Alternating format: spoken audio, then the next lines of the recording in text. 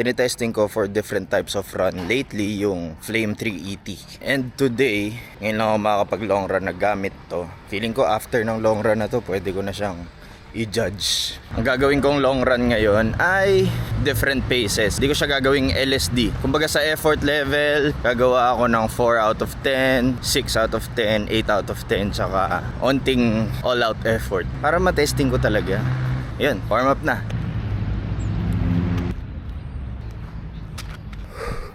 Okay, tapos na. Joke lang, warm up done. Let's go, let's go. Okay, unang first thought. Hindi ko alam kung yung pair lang na nakuha ko. Yung mga una kong run sa kanya, masyado ako nag-enjoy to the point na sumakit yung paa ko.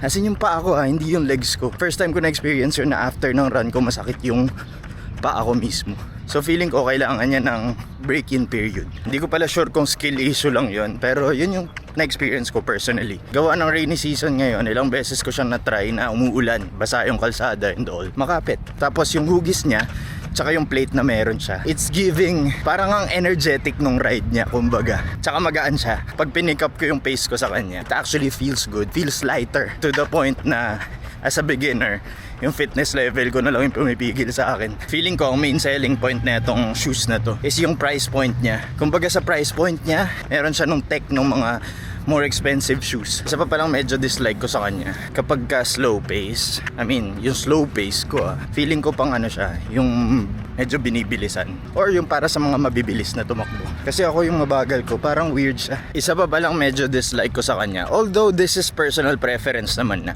it feels firm sa paa, talampakan ko. And I think preferred ko na mas malambot. Kasi mabigat ako Pero ito, preference lang naman.